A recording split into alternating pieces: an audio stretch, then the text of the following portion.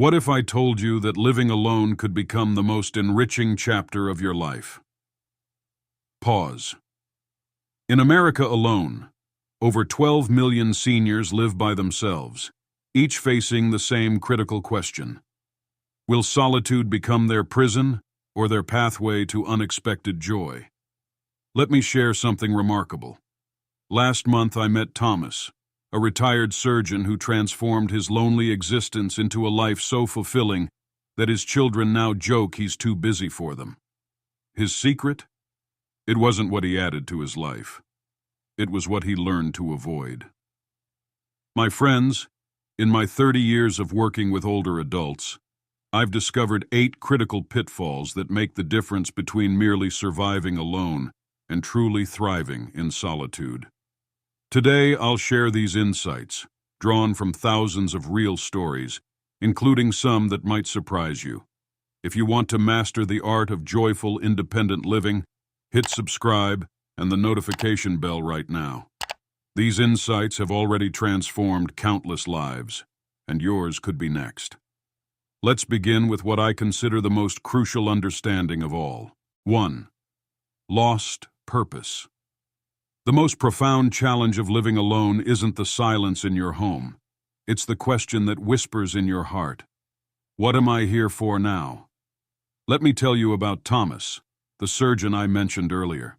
Pause. His story might sound familiar to you. After my wife passed, he shared, his voice catching slightly, I didn't just lose her.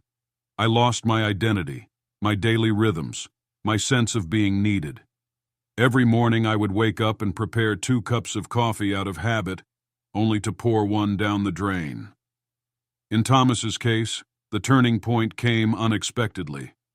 During a routine telehealth appointment, his young doctor mentioned the struggles medical students faced learning surgical techniques during the pandemic. Thomas offered to share his expertise through online mentoring. That first video call, he tells me now, his eyes bright with purpose. I felt needed again. But it was different.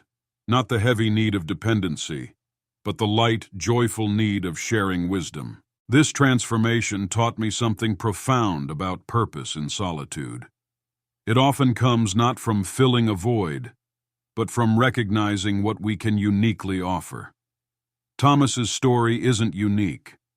I've seen artists discover their gift for teaching children online, retired teachers becoming family historians, and former executives finding fulfillment in mentoring small business owners. The secret lies in understanding that purpose in our later years isn't about maintaining the same role we've always played. It's about allowing our accumulated wisdom to find new expressions. When we stop trying to replicate our past purpose and start exploring new ways to matter, something magical happens. Our solitude becomes not a barrier, but a launching pad for meaningful contribution. Take a moment to reflect. What unique wisdom have you gathered that others might benefit from? Share your thoughts in the comments below. Now let's explore another challenge that many of us face when living alone. One that might surprise you. 2. Silent shadows. Do you hear that? Pause. That's the sound of silence. For Eleanor, this sound was once her greatest fear, and if you're living alone, you might recognize her story. When I first met Eleanor, 3 televisions hummed constantly in her home, each tuned to a different channel. The cacophony was her shield against what she feared most, the sound of her own thoughts in an empty house.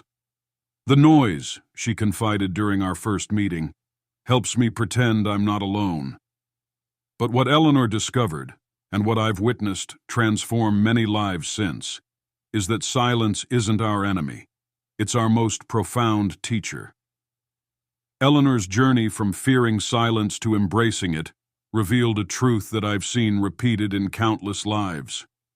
Solitude has many textures, like a finely woven tapestry. There's the heavy silence of loneliness, yes, but there's also the rich silence of contemplation, the peaceful silence of self-discovery, and the creative silence that gives birth to new passions. The transformation began when Eleanor started distinguishing between these different qualities of silence. She learned to recognize that the emptiness she felt wasn't in the silence itself, but in her relationship with it. I started to notice, she tells me now, that morning silence feels different from evening silence. Morning silence is full of possibility, like a blank canvas waiting for the first brushstroke.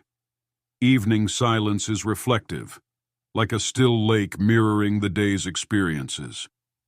This understanding led her to create what she calls her silence rituals. Morning silence became her time for journaling and planning, afternoon silence for creative pursuits, and evening silence for gentle reflection. The televisions, once her constant companions, gradually fell quiet. In their place, she discovered the subtle music of her own life, the rustle of pages turning, the soft click of knitting needles, the whisper of her paintbrush on canvas. Have you noticed different qualities of silence in your own life? What story would your silence tell? As we move forward, let's consider another aspect of solitary living that's often overlooked, but equally important. 3. Health blindness. Here's a question that might save your life. When was the last time you really listened to your body? Not just noticed it, but truly listened? Robert's story will show you why this question matters more than you might think. Our bodies tell stories, but living alone can make us poor listeners. This truth became startlingly clear through Robert's experience. As a retired engineer who designed safety systems for nuclear plants, he prided himself on his attention to detail and systematic thinking.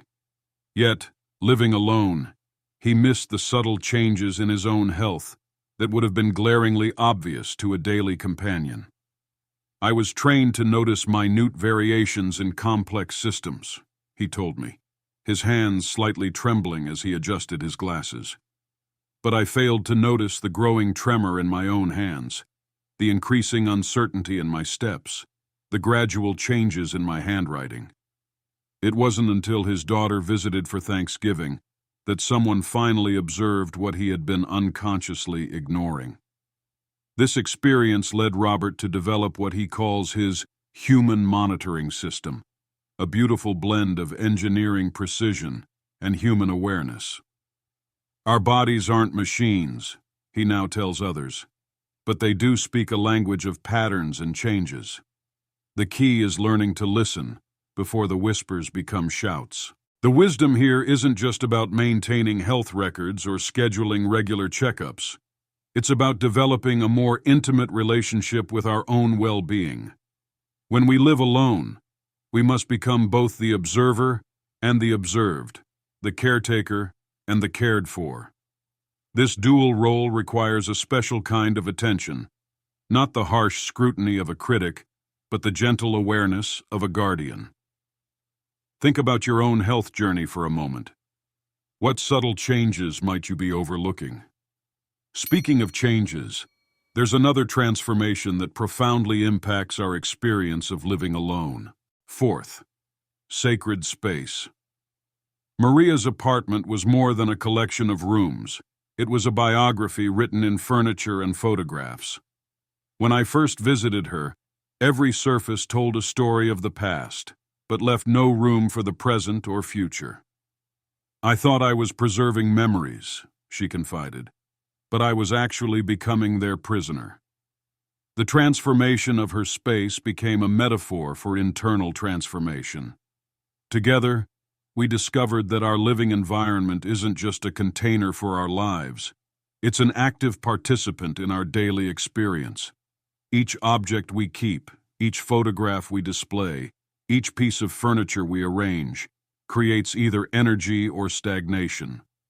Maria learned to ask herself a profound question about each item. Does this connect me to life's flow, or does it anchor me to the past? This wasn't about discarding memories, but about creating space for new experiences to take root. She created what she calls her memory corner, a beautifully curated space for cherished photographs and mementos. The rest of her apartment slowly transformed into a canvas for her present life. I'd love to hear about your own space transformations. What objects tell your story? And here's something fascinating about living spaces. They're intimately connected to our next topic. 5. Wealth wisdom. Managing finances alone requires more than just budgeting skills. It demands a new relationship with material security. Sarah's story illuminates this truth perfectly. After her husband's passing, she maintained their joint accounts exactly as they had been, almost as if keeping them unchanged would preserve a piece of their shared life. I was managing money like a curator maintains a museum, she reflected, when I needed to be managing it like a gardener tends a living garden.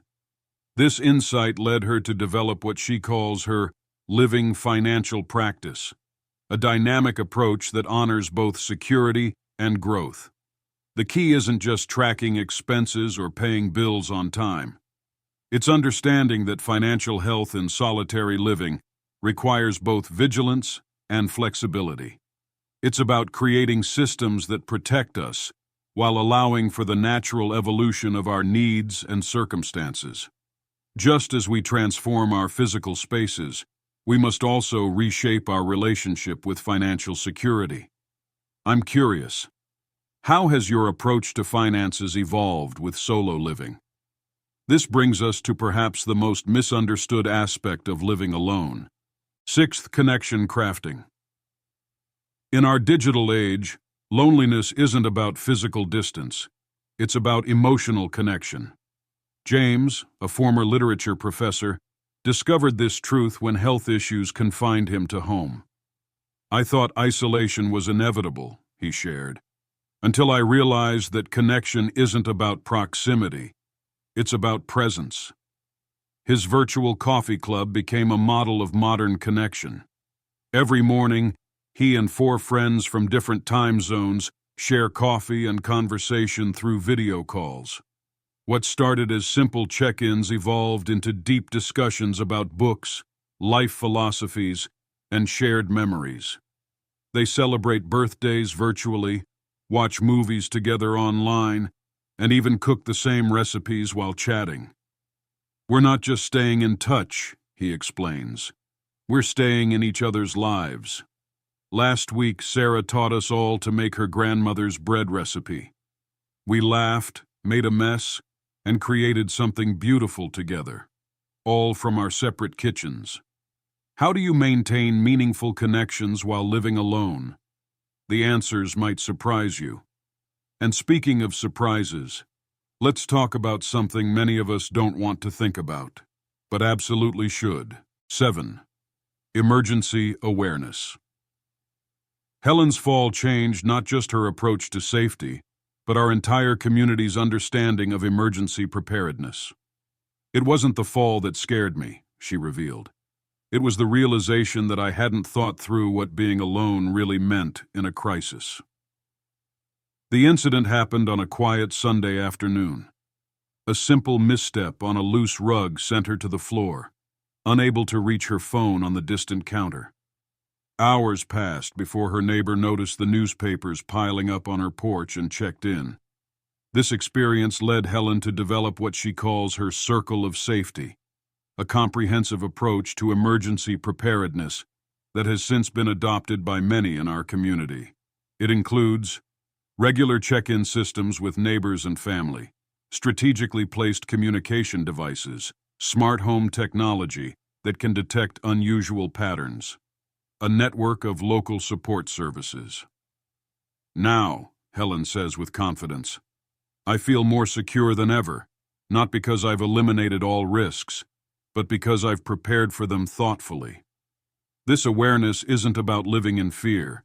It's about creating systems that allow us to live more freely because we're prepared. It's about understanding that preparation is a form of self-care, not a surrender to anxiety. How prepared are you for unexpected situations? This question leads us to our final and perhaps most transformative insight. 8. Mindful adaptation. David's transformation of his two-story home taught me that adaptation isn't about loss. It's about evolution. When mobility issues made his upper floor increasingly challenging, instead of viewing it as a limitation, he saw an opportunity for reimagining his space. Each change I made, he said, wasn't about giving something up. It was about creating something new that better served who I am now. His former upstairs office became a guest room for visiting family. The downstairs living room transformed into a multifunctional space that brought all his daily activities within easy reach. But the most remarkable transformation wasn't physical, it was psychological. David began to see change not as a surrender to age, but as an expression of wisdom. He created an environment that flowed with his needs while maintaining his dignity and independence. This mindful adaptation extends far beyond physical space. It influences how we adjust our daily routines, embrace new technologies, and even how we think about our own capabilities. It's about recognizing that change isn't our enemy. Resistance to change is. Remember how we started, wondering if solitude could become your most enriching chapter? Now you know it can be, when you're aware of these crucial pitfalls to avoid. If these insights resonated with you, don't keep them to yourself. Hit that like button and share this video with someone who needs to hear it. Subscribe for more wisdom on aging with grace and purpose. And remember, your solitary journey isn't just about surviving alone. It's about discovering just how beautifully you can thrive. Thank you for watching the entire video. If you find these insights valued, please comment number 1. If not, comment number 0. Your feedback means a lot to us. See you next time.